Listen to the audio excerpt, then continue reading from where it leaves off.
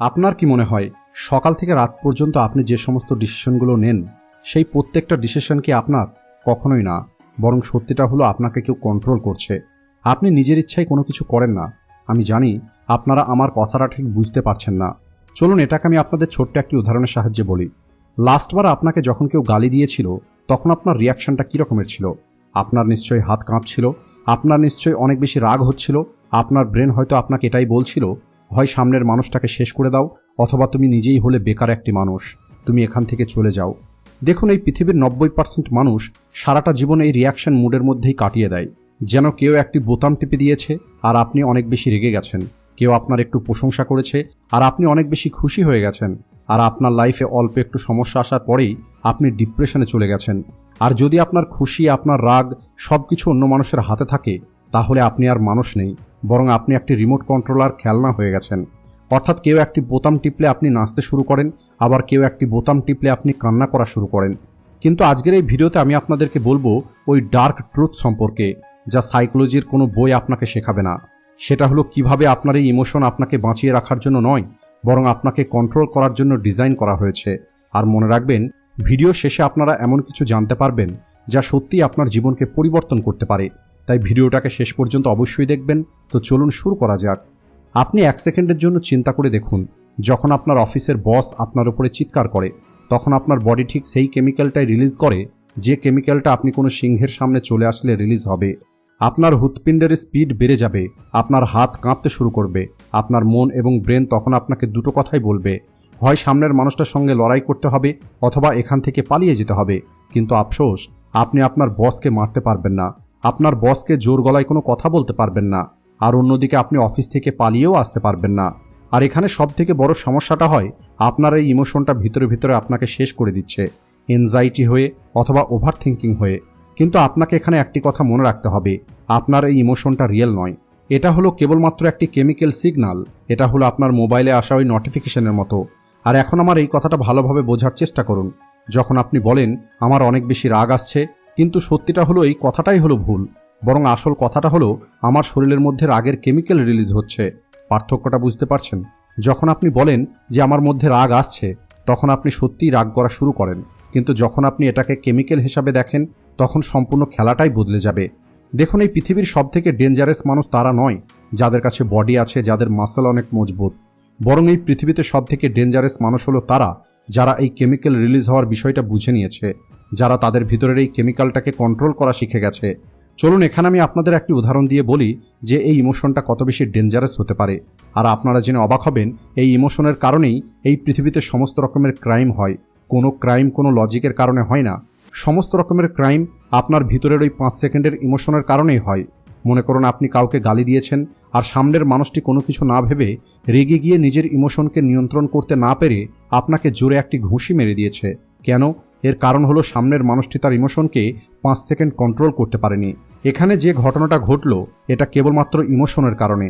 আর এখন প্রশ্ন হলো, আপনি আপনার ইমোশনকে কিভাবে কন্ট্রোল করবেন? সেই কথাটা তো আমি আপনাদের অবশ্যই বলবো, কিন্তু তার আগে আমি আপনাদের ছোট্ট একটি ঘটনা বলি। এটাকে বোঝার চেষ্টা করুন।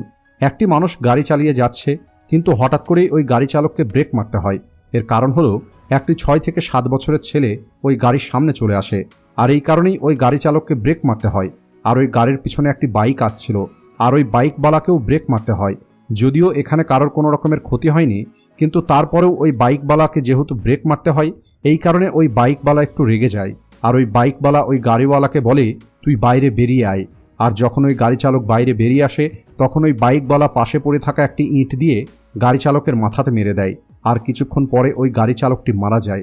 আর আপনারা জানেন এই সব কিছু এই কারণে হয়েছে, কারণ ওই বাইকওয়ালা তার ইমোশনকে 5 সেকেন্ডে নিয়ন্ত্রণ করতে পারেনি।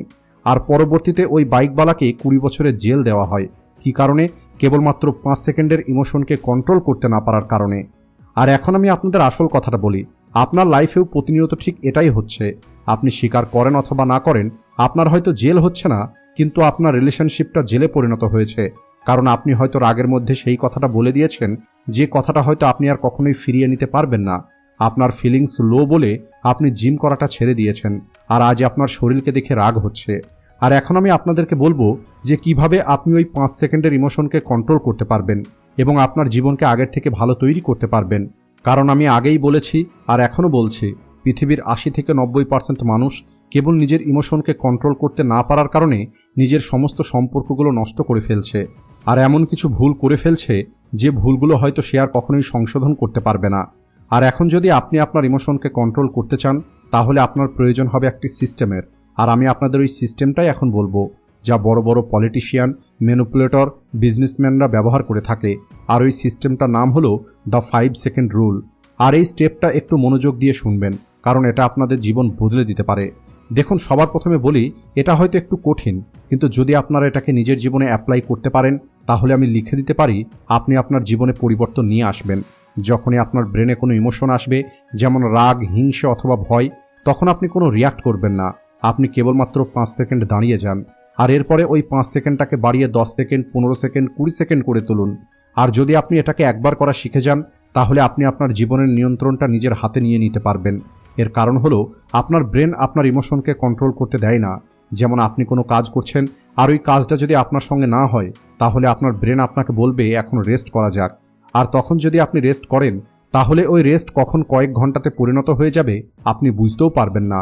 কিন্তু যদি 5 সেকেন্ডের জন্য নিজেকে শান্ত রাখতে পারেন, নিজের ব্রেনকে চিন্তা করার সুযোগ না দেন, তাহলে আপনি আপনার ইমোশনকে কন্ট্রোল করা শিখে যাবেন। আর এই সেম টেকনিকটাকেই আমি অনেক দিন ধরেই ব্যবহার করছি, আর আমার মধ্যে আগের তুলনায় অনেক বেশি পরিবর্তন চলে এসেছে।